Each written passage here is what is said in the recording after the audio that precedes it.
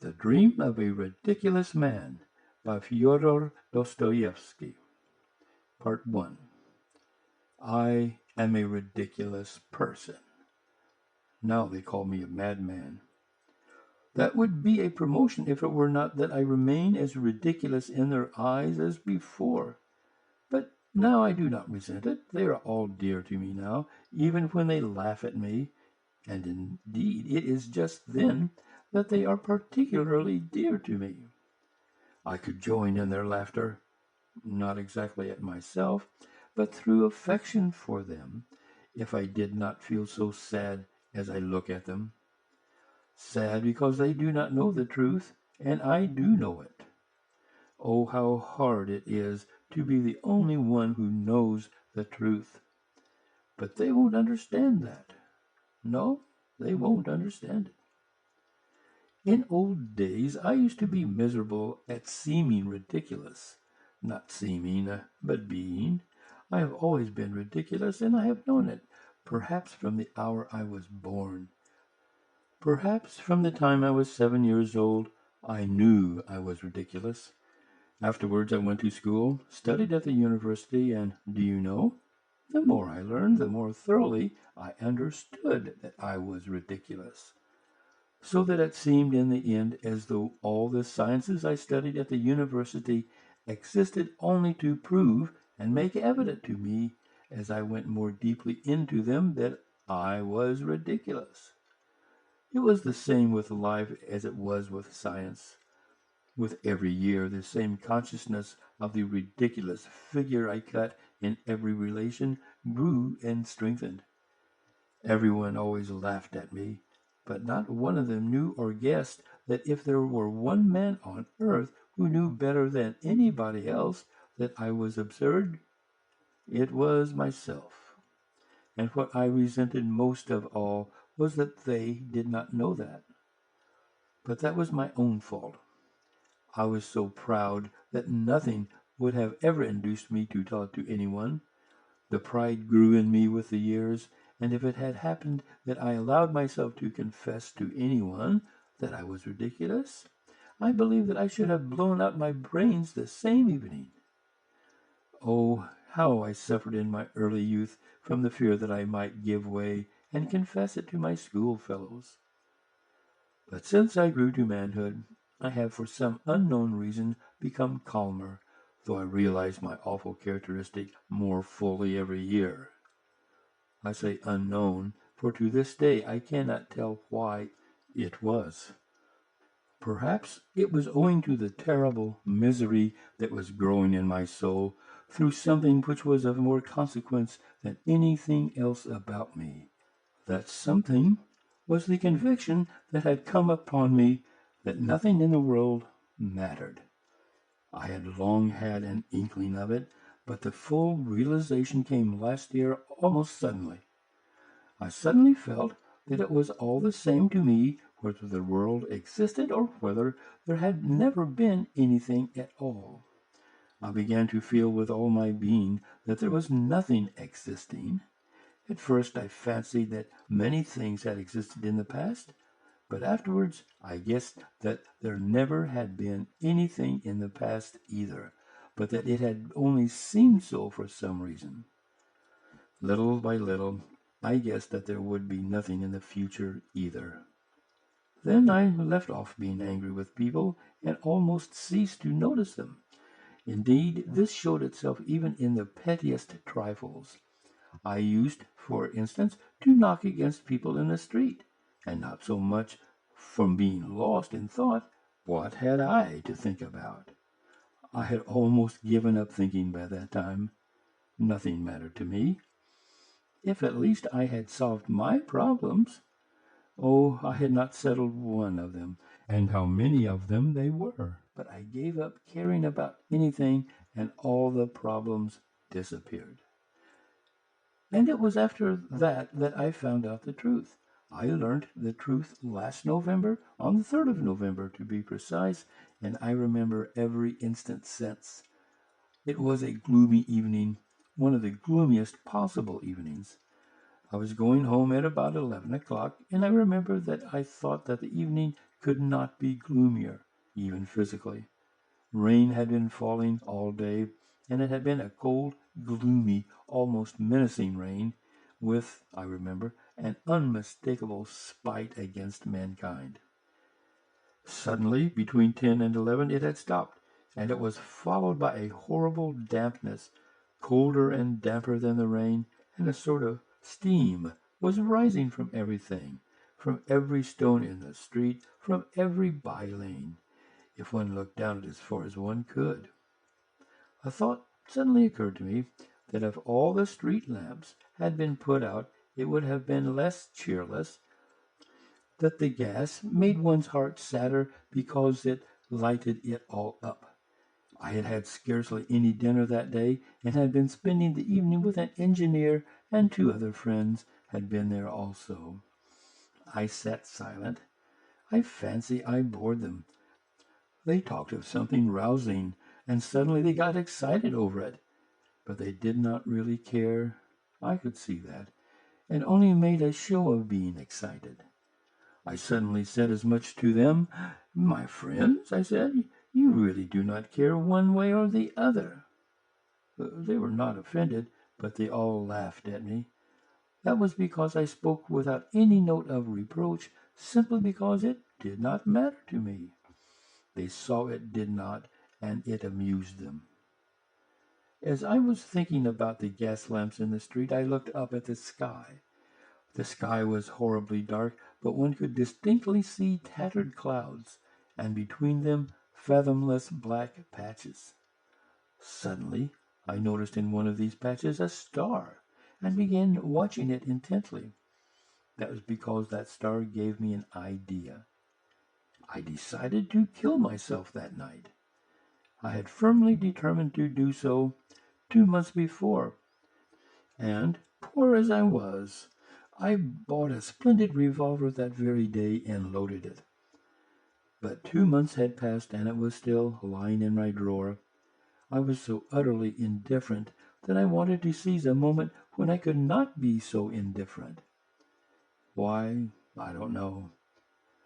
And so, for 2 months, every night that I came home, I thought I would shoot myself. I kept waiting for the right moment. And so now this star gave me a thought. I made up my mind that it should certainly be that night. And why the star gave me the thought, I don't know. And just as I was looking at the sky, this little girl took me by the elbow. The street was empty, and there was scarcely anyone to be seen. A cabman was sleeping in the distance in his cab. It was a child of 8 with a kerchief on her head, wearing nothing but a wretched little dress all soaked with rain. But I noticed particularly her wet, broken shoes, and I recall them now. They caught my eye particularly. She suddenly pulled me by the elbow and called me. She was not weeping, but was spasmodically crying out some words which she could not utter properly because she was shivering and shuddering all over. She was in terror about something and kept crying, "Mammy, mammy." I turned facing her. I did not say a word and went on. But she ran, pulling at me, and there was a note in her voice which in frightened children means despair. I know that sound. Though she did not articulate the words, I understood that her mother was dying, or that something of the sort was happening to them, and that she had run out to call someone, to find something to help her mother. I did not go with her. On the contrary, I had an impulse to drive her away. I told her first to go to a policeman, but clasping her hands, she ran beside me, sobbing and gasping, and would not leave me.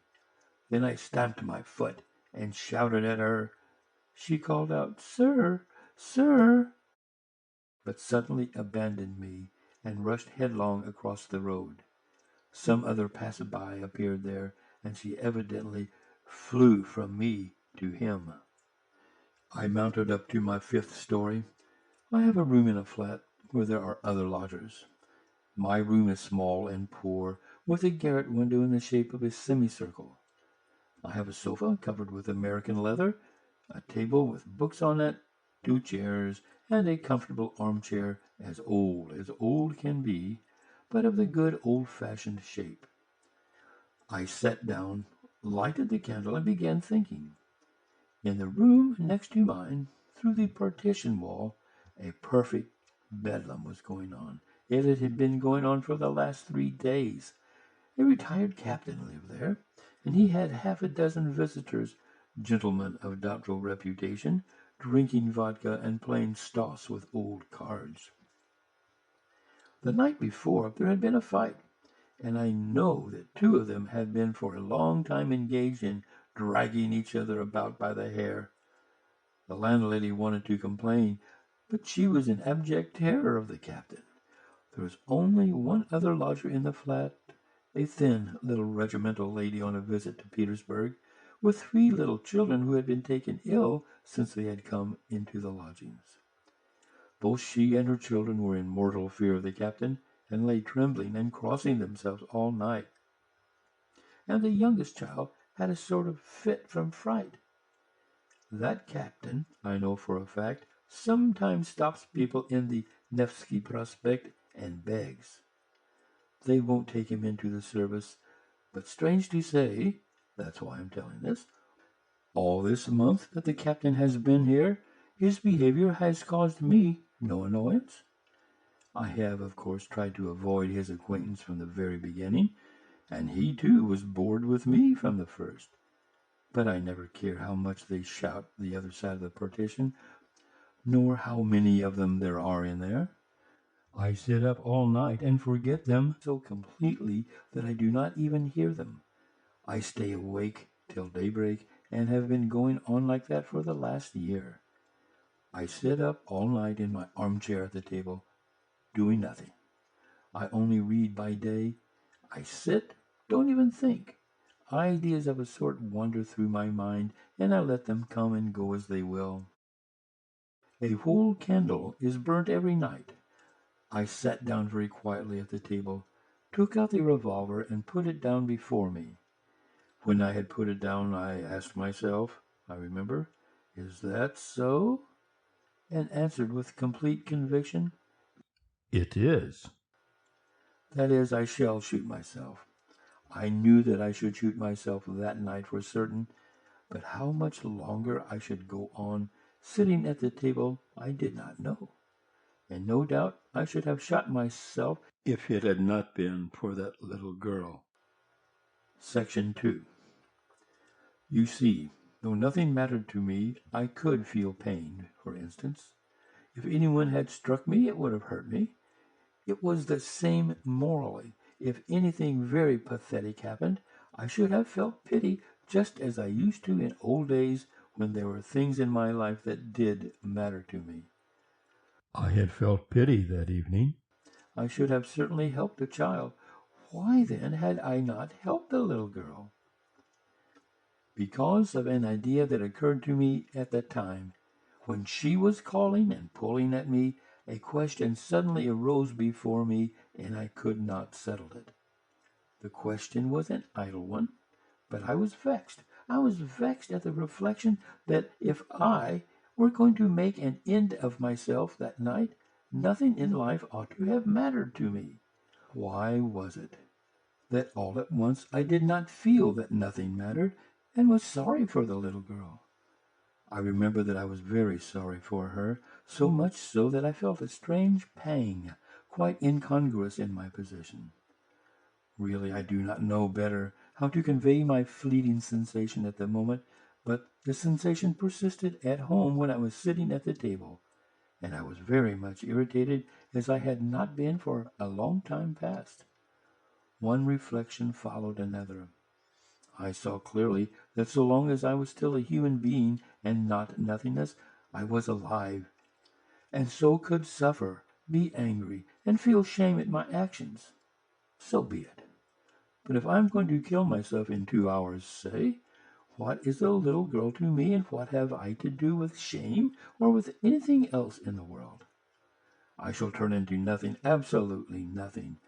And can it really be true that the consciousness that I shall completely cease to exist immediately and so everything else will cease to exist, does not in the least affect my feeling of pity for the child, nor the feeling of shame after a contemptible action. I stamped and shouted at the unhappy child, as though to say, not only I feel no pity, but even if I behave inhumanly and contemptibly, I am free to, for in another 2 hours everything will be extinguished. Do you believe that that was why I shouted that? I am almost convinced of it now. It seemed clear to me that life and the world somehow depended upon me now. I may almost say that the world now seemed created for me alone. If I shut myself, the world would cease to be, at least for me. I say nothing of its being likely that nothing will exist for anyone when I am gone, and that as soon as my consciousness is extinguished, the whole world will vanish too and become void like a phantom, as a mere appurtenance of my consciousness, for possibly all this world and all these people are only me myself. I remember that as I sat and reflected, I turned all these new questions that swarmed one after another quite the other way, and thought of something quite new. For instance, a strange reflection suddenly occurred to me that if I had lived before on the moon or on Mars, and there had committed the most disgraceful and dishonorable action, and had there been put to such shame and ignominy as one can only conceive and realize in dreams, in nightmares, and if finding myself afterwards on earth, I were able to retain the memory of what I had done on the other planet, and at the same time knew that I should never, under any circumstances, return there, then looking from the earth to the moon, should I care or not? Should I feel shame for that action or not?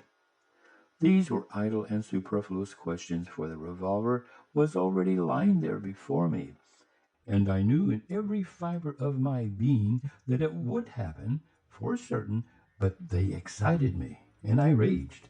I could not die now without having first settled something. In short, the child had saved me, for I put off my pistol shot for the sake of these questions. Meanwhile, the clamor had begun to subside in the captain's room. They had finished their game, were settling down to sleep, and meanwhile were grumbling and languidly winding up their quarrels. At that point, I suddenly fell asleep in my chair at the table, a thing which had never happened to me before. I dropped asleep quite unawares. Dreams, as we all know, are very queer things.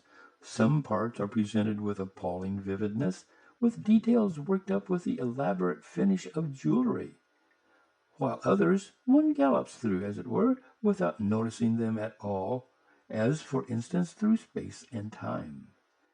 Dreams seem to be spurred on not by reason but desire, not by the head but by the heart, and yet what complicated tricks my reason has played sometimes in dreams!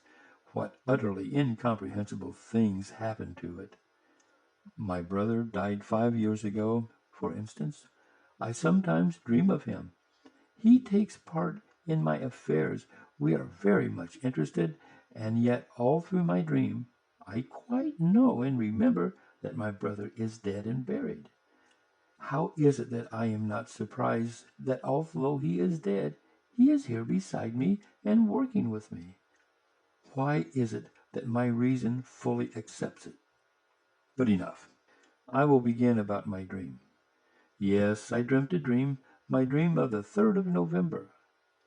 They tease me now, telling me it was only a dream. But does it matter whether it was a dream or reality, if the dream made known to me the truth?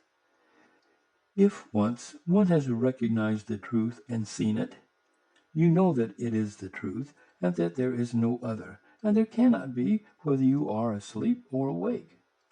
Let it be a dream, so be it. But that real life of which you make so much, I had meant to extinguish by suicide. And my dream, oh, it revealed to me a different life, renewed, grand, and full of power. Listen. Part 3. I have mentioned that I dropped asleep unawares and even seemed to be still reflecting upon the same subjects. I suddenly dreamt that I picked up the revolver and aimed it straight at my heart, and not my head, and I had determined beforehand to fire at my head, at my right temple. After aiming at my chest, I waited a second or two, and suddenly my candle, my table, and the wall in front of me began moving and heaving. I made haste to pull the trigger. In dreams, you sometimes fall from a height, or are stabbed or beaten, but you never feel pain unless, perhaps, you really bruise yourself against the bedstead.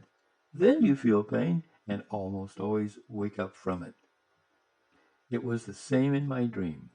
I did not feel any pain, but it seemed as though with my shot everything within me was shaken, and everything was suddenly dimmed, and it grew horribly black around me. I seemed to be blinded and benumbed, and I was lying on something hard, stretched upon my back. I saw nothing, and could not make the slightest movement. People were walking and shouting around me. The captain bawled, the landlady shrieked, and suddenly another break, and I was being carried in a closed coffin, and I felt how the coffin was shaking, and reflected upon it, and for the first time the idea struck me that I was dead, utterly dead. I knew it, and had no doubt of it. I could neither see nor move, and yet I was feeling and reflecting. But I was soon reconciled to the position, as one usually does in a dream, accepting the facts without disputing them. And now I was buried in the earth. They all went away. I was left alone, utterly alone. I did not move. Whenever before I had imagined being buried, the one sensation I associated with the grave was that of damp and cold. So now I felt that I was very cold, especially the tips of my toes, but I felt nothing else. I lay still. Strange to say, I expected nothing, accepting without dispute that a dead man had nothing to expect. But it was damp. I don't know how long a time passed, whether an hour or several days or many days, but all at once a drop of water fell on my closed left eye, making its way through a coffin lid. It was followed a minute later by a second, and then a minute later by a third, and so on, regularly every minute. There was a sudden glow of profound indignation in my heart, and I suddenly felt in it a pang of physical pain. That's my wound, I thought. That's a bullet. And drop after drop, every minute, kept falling on my closed eyelid. And all at once, not with my voice, but with my whole being, I called upon the power that was responsible for all that was happening to me. Whoever you may be, if you exist, and if anything more rational than what is happening here is possible, suffer it to be here now. But if you are revenging yourself upon me for my senseless suicide by the hideousness and absurdity of this subsequent existence, then let me tell you that no torture could ever equal the contempt which I shall go on dumbly feeling, though my martyrdom may last 1,000,000 years. I made this appeal and held my peace. There was a full minute of unbroken silence, and again another drop fell. But I knew with infinite, unshakable certainty that everything would change immediately. And behold, my grave suddenly was rent asunder. That is, I don't know whether it was opened or dug up, but I was caught up by some dark, unknown being, and we found ourselves in space. I suddenly regained my sight. It was the dead of night, and never, never had there been such darkness. We were flying through space far away from the earth. I did not question the being who was taking me. I was proud and waited. I assured myself that I was not afraid, and was thrilled with ecstasy at the thought that I was not afraid. I do not know how long we were flying. I cannot imagine. It happened as it always does in dreams, when you skip over space and time and the laws of thought and existence, and only pause upon the points for which the heart yearns. I remember that I suddenly saw in the darkness a star. "Is that serious?" I asked impulsively, though I had not meant to ask any questions. "No, that is the star you saw between the clouds when you were coming home," the being who was carrying me replied. I knew that it had something like a human face. Strange to say, I did not like that being. In fact, I felt an intense aversion for it. I had expected complete non-existence, and that was why I'd put a bullet through my heart. And here I was in the hands of a creature not human, of course, but yet living, existing. And so there is life beyond the grave, I thought, with the strange frivolity one has in dreams. But in its inmost depth, my heart remained unchanged. And if I have got to exist again, I thought, and live once more under the control of some irresistible power, I won't be vanquished and humiliated. "You know that I am afraid of you and despise me for that," I said suddenly to my companion, unable to refrain from the humiliating question which implied a confession, and feeling my humiliation stab my heart as with a pin. He did not answer my question, but all at once I felt that he was not even despising me, but was laughing at me, and had no compassion for me, and that our journey had an unknown and mysterious object that concerned me only. Fear was growing in my heart.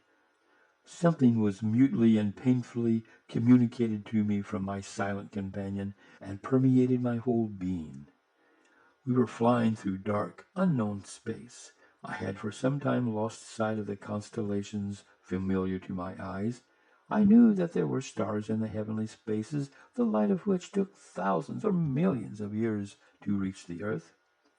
Perhaps we were already flying through those spaces. I expected something with a terrible anguish that tortured my heart, and suddenly I was thrilled by a familiar feeling that stirred me to the depths. I suddenly caught sight of our sun. I knew that it could not be our sun that gave life to our earth, and that we were an infinite distance from our sun.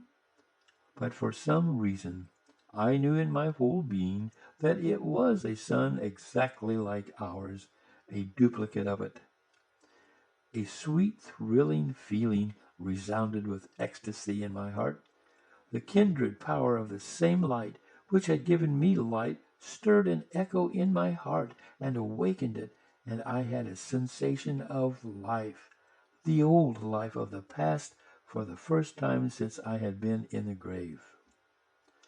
"But if that is the sun, if that is exactly the same as our sun," I cried, "where is the earth?" And my companion pointed to a star twinkling in the distance with an emerald light. We were flying straight toward it. And are such repetitions possible in the universe? Can that be the law of nature?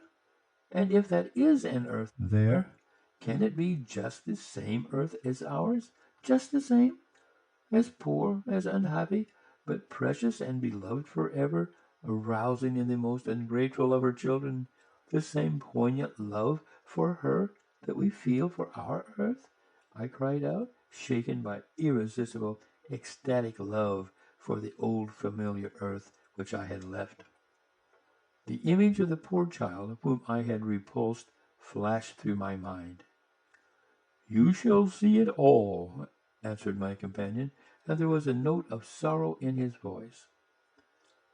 But we were rapidly approaching the planet. It was growing before my eyes.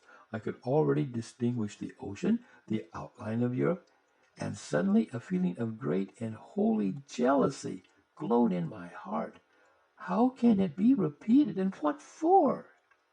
I love and can only love the earth which I have left, stained with my blood, when, in my ingratitude, I quenched my life with a bullet in my heart. But I have never ceased to love that earth, and perhaps on the very night I parted from it, I loved it more than ever. Is there suffering upon this new earth? On our earth, we can only love with suffering and through suffering. We cannot love otherwise, and we know of no other sort of love. I want suffering in order to love. I long, I thirst, this very instant to kiss with tears the earth that I have left. And I won't accept life on any other. But my companion had already left me. I suddenly, quite without noticing how, found myself on this other earth in the bright light of a sunny day, fair as paradise. I believe I was standing on one of the islands that make up on our globe the Greek archipelago, or on the coast of the mainland facing that archipelago. Oh, everything was exactly as it is with us, only everything seemed to have a festive radiance, the splendor of some great holy triumph attained at last. The caressing sea, green as emerald, splashed softly upon the shore and kissed it with manifest, almost conscious love. The tall, lovely trees stood in all the glory of their blossom, and their innumerable leaves greeted me, I am certain, with their soft, caressing rustle, and seemed to articulate words of love. The grass glowed with bright and fragrant flowers. Birds were flying in flocks in the air, and perched fearlessly on my shoulders and arms, and joyfully struck me with their darling fluttering wings. And at last I saw and knew the people of this happy land. They came to me of themselves. They surrounded me, kissed me, the children of the sun, the children of their sun. Oh, how beautiful they were! Never had I seen on our own earth such beauty in mankind. Only perhaps in our children, in their earlier years, one might find some remote, faint reflection of this beauty. The eyes of these happy people shone with a clear brightness. Their faces were radiant with the light of reason and fullness of a serenity that comes of perfect understanding. But those faces were gay. In their words and voices there was a note of childlike joy. Oh, from the first moment, from the first glance at them, I understood it all. It was the earth untarnished by the fall. On it lived people who had not sinned. They lived just in such a paradise as that in which, according to all the legends of mankind, our first parents lived before they sinned. The only difference was that all this earth was the same paradise. These people, laughing joyfully, thronged around me and caressed me. They took me home with them, and each of them tried to reassure me. Oh, they asked me no questions, but they seemed, I fancied, to know everything without asking, and they wanted to make haste and smooth away the signs of suffering from my face. Section 4. And do you know what? Well, granted that it was only a dream, yet the sensation of the love of those innocent and beautiful people has remained with me forever, and I feel as though their love is still flowing out to me from over there. I have seen them myself, have known them, and been convinced. I loved them. I suffered for them afterwards. Oh, I understood at once, even at the time, that in many things I could not understand them at all. As an up-to-date Russian progressive and contemptible Petersburger, it struck me as inexplicable that, knowing so much, they had, for instance, no science like ours. But I soon realized that their knowledge was gained and fostered by intuitions different from those of us on earth, and that their aspirations, too, were quite different. They desired nothing and were at peace. They did not aspire to knowledge of life as we aspire to understand it, because their lives were full, but their knowledge was higher and deeper than ours. For our science seeks to explain what life is, aspires to understand it, in order to teach others how to live. while they, without science, knew how to live, and that I understood, but I could not understand their knowledge. They showed me their trees, and I could not understand the intense love with which they looked at them. It was as though they were talking with creatures like themselves, and perhaps I shall not be mistaken if I say that they conversed with them. Yes, they had found their language, and I am convinced that the trees understood them. They looked at all nature like that, at the animals who lived in peace with them and did not attack them, but loved them, conquered by their love. They pointed to the stars and told me something about them which I could not understand, but I am convinced that they were somehow in touch with the stars, not only in thought, but by some living channel. Oh, these people did not persist in trying to make me understand them. They loved me without that, but I knew that they would never understand me. And so I hardly spoke to them about our earth. I only kissed in their presence the earth on which they lived, and mutely worshipped them themselves. And they saw that, and let me worship them without being abashed at my adoration, for they themselves loved much. They were not unhappy on my account, when at times I kissed their feet with tears, joyfully conscious of the love with which they would respond to mine. At times I asked myself with wonder how it was that they were able never to offend a creature like me, and never once to arouse a feeling of jealousy or envy in me. Often I wondered how it could be that, boastful and untruthful as I was, I never talked to them of what I knew, of which of course they had no notion, that I was never tempted to do so by a desire to astonish or even to benefit them. They were as gay and sportive as children. They wandered about their lovely woods and copses, they sang their lovely songs. Their fare was light, the fruits of their trees, the honey from their woods, and the milk of the animals who loved them. The work they did for food and raiment was brief and not laborious. They loved and begot children, but I never noticed in them the impulse of that cruel sensuality which overcomes almost every man on this earth, all and each, and is the source of almost every sin of mankind on earth. They rejoiced at the arrival of children as new beings to share their happiness. There was no quarreling, no jealousy among them, and they did not even know what the words meant. Their children were the children of all, for they all made up one family. There was scarcely any illness among them, though there was death. But their old people died peacefully, as though falling asleep, giving blessings and smile to those who surrounded them to take their last farewell, with bright and loving smiles. I never saw grief or tears on those occasions, but only love, which reached the point of ecstasy, but a calm ecstasy made perfect and contemplative. One might think that they were still in contact with the departed after death, and that their earthly union was not cut short by death. They scarcely understood me when I questioned them about immortality, but evidently they were so convinced of it without reasoning that it was not for them a question at all. They had no temples, but they had a real living and uninterrupted sense of oneness with the whole of the universe.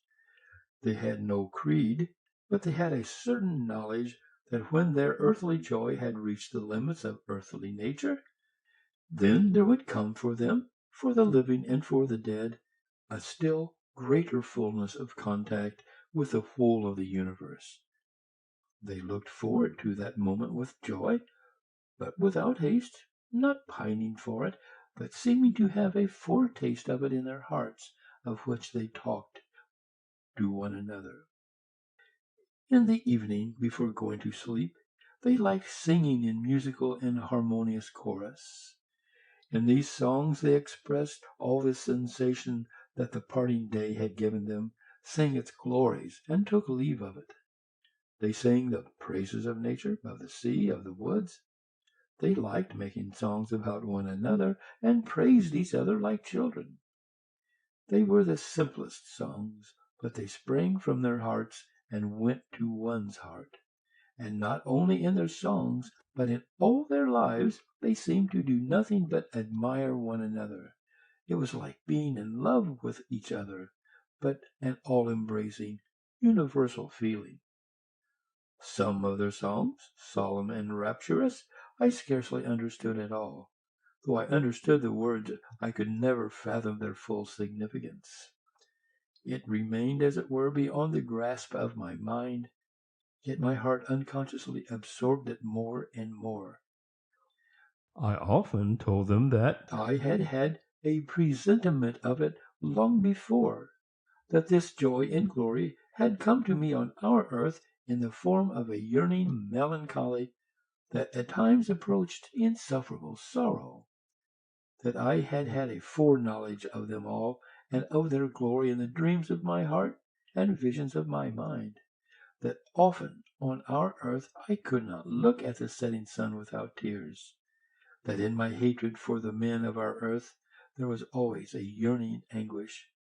Why could I not hate them without loving them? Why could I not help forgiving them? And in my love for them there was a yearning grief. Why could I not love them without hating them? They listened to me, and I saw they could not conceive what I was saying, but I did not regret that I had spoken to them of it. I knew that they understood the intensity of my yearning anguish over those whom I had left. But when they looked at me with their sweet eyes full of love, when I felt that in their presence my heart too became as innocent and just as theirs, the feeling of the fullness of life took my breath away, and I worshipped them in silence. Oh, everyone laughs in my face now, and assures me that one cannot dream of such details as I am telling now, that I only dreamed or felt one sensation that arose in my heart in delirium, and made up the details myself when I woke up. And when I told them that perhaps it really was so, my God, how they shouted with laughter in my face, and what mirth I caused! Oh, yes, of course I was overcome by the mere sensation of my dream, and that was all that was preserved in my cruelly wounded heart. But the actual forms and images of my dream, that is, the very ones I really saw at the very time of my dream, were filled with such harmony, were so lovely and enchanting, and were so actual, that on awakening I was, of course, incapable of clothing them in our poor language, so that they were bound to become blurred in my mind. And so, perhaps, I really was forced afterward to make up the details, and so, of course, to distort them in my passionate desire to convey some at least of them as quickly as I could. But on the other hand, how can I help believing that it was all true? It was perhaps 1,000 times brighter, happier, and more joyful than I describe it. Granted that I dreamed it, yet it must have been real. You know, I will tell you a secret. Perhaps it was not a dream at all, for then something happened so awful, something so horribly true, that it could not have been imagined in a dream.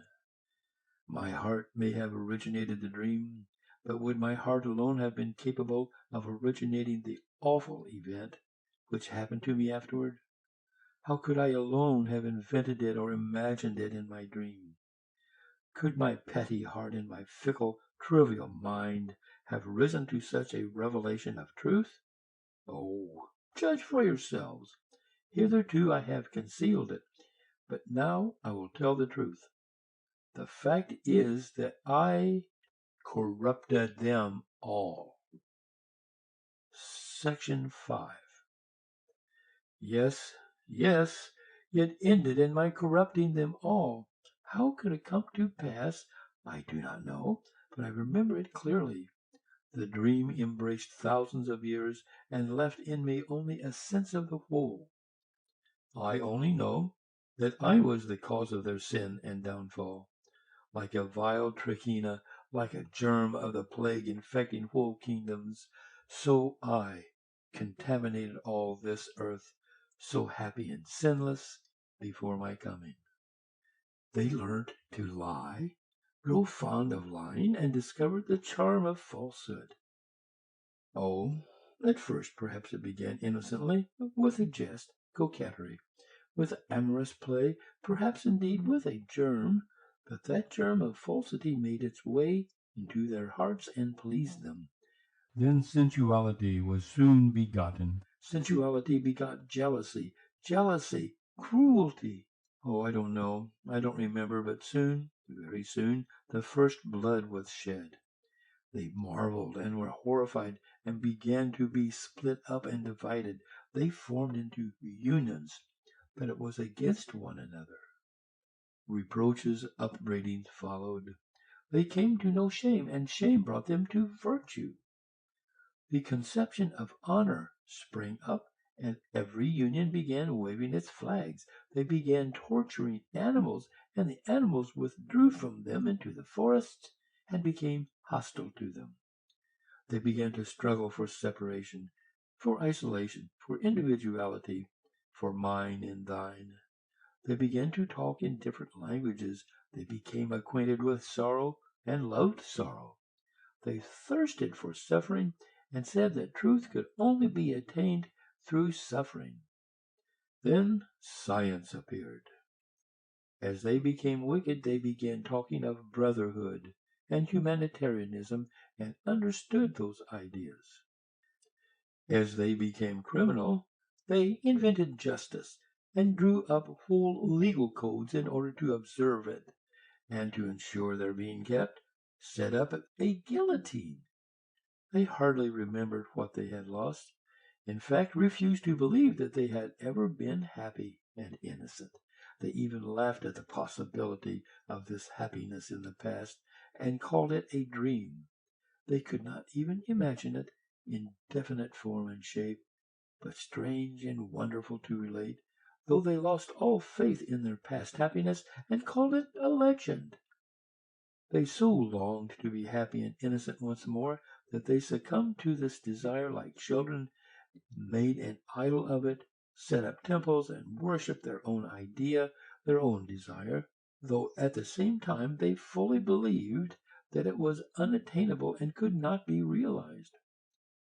Yet they bowed down to it and adored it with tears. Nevertheless, if it could have happened, they had returned to the innocent and happy condition which they had lost, and if someone had shown it to them again and had asked them whether they wanted to go back to it, they would certainly have refused. They answered me, "We may be deceitful, wicked, and unjust. We know it and weep over it. We grieve over it. We torment and punish ourselves more perhaps than that merciful judge who will judge us and whose name we know not. But we have science, and by means of it we shall find the truth, and we shall arrive at it consciously. Knowledge is higher than feeling. The consciousness of life is higher than life. Science will give us wisdom. Wisdom will reveal the laws, and the knowledge of the laws of happiness is higher than happiness." That is what they said. And after saying such things, everyone began to love himself better than anyone else, and indeed they could not do otherwise. All became so jealous of the rights of their own personality that they did their very utmost to curtail and destroy them in others, and made that the chief thing in their lives. Slavery followed, even voluntary slavery. The weak eagerly submitted to the strong, on condition that the latter aided them to subdue the still weaker. Then there were saints, who came to these people weeping, and talked to them of their pride, of their loss of harmony, and due proportion of their loss of shame. They were laughed at or pelted with stones. Holy blood was shed on the threshold of the temples. Then there arose men who began to think how to bring all the people together again, so that everybody, while still loving himself best of all, might not interfere with others, and all might live together in something like a harmonious society. Regular wars sprang up over this idea. All the combatants at the same time firmly believed that science, wisdom, and the instinct of self-preservation would force men at last to unite into a harmonious and rational society. And so, meanwhile, to hasten matters, the wise endeavored to exterminate as rapidly as possible all who were not wise, and did not understand their idea that the latter might not hinder its triumph. But the instinct of self-preservation grew rapidly weaker. There arose men, haughty and sensual, who demanded all or nothing. In order to obtain everything, they resorted to crime, and if they did not succeed, to suicide. There arose religions with a cult of non-existence and self-destruction for the sake of the everlasting peace of annihilation. At last these people grew weary of their meaningless toil, and signs of suffering came into their faces, and then they proclaimed that suffering was beauty, for in suffering alone was their meaning. They glorified suffering in their songs.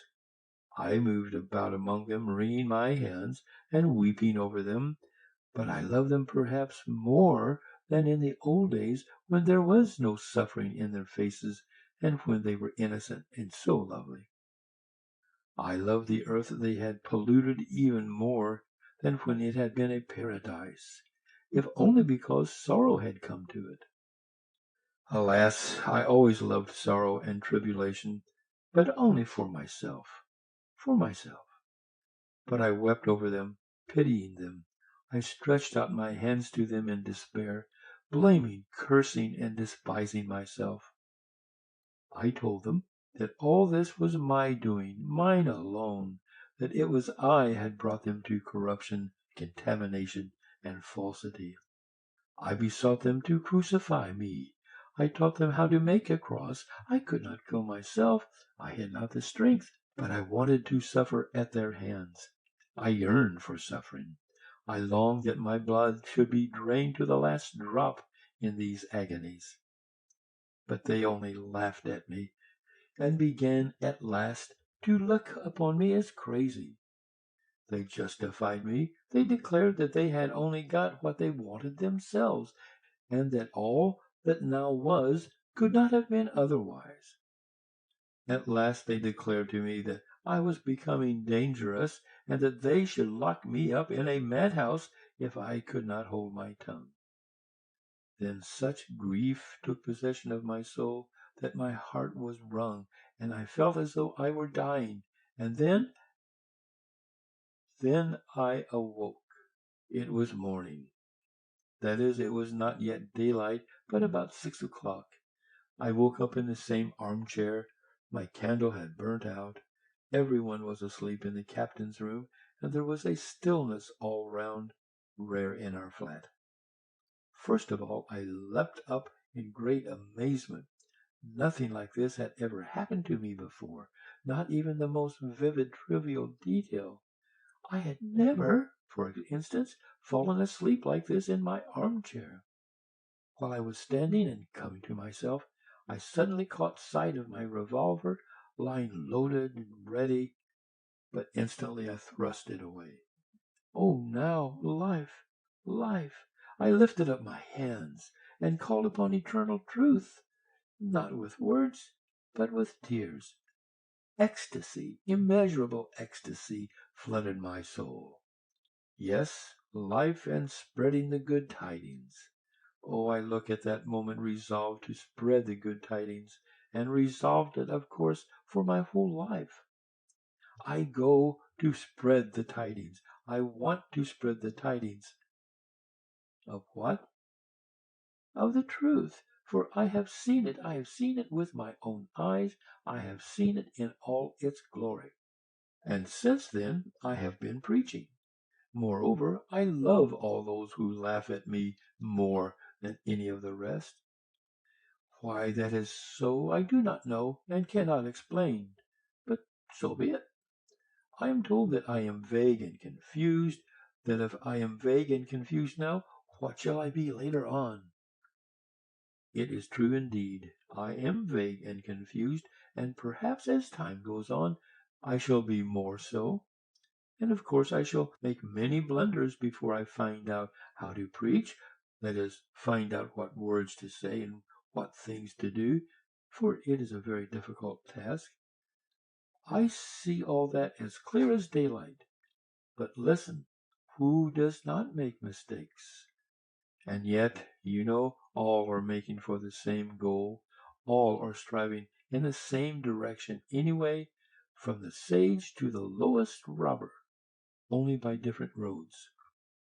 It is an old truth, but this is what is new. I cannot go far wrong, for I have seen the truth. I have seen and I know that people can be beautiful and happy without losing the power of living on earth. I will not and cannot believe that evil is the normal condition of mankind, and it is just this faith of mine that they laugh at. But how can I help believing it? I have seen the truth. It is not as though I had invented it with my mind. I have seen it, and the living image of it has filled my soul forever. I have seen it in such full perfection that I cannot believe that it is impossible for people to have it. And so, how can I go wrong? I shall make some slips, no doubt, and shall perhaps talk in second-hand language, but not for long.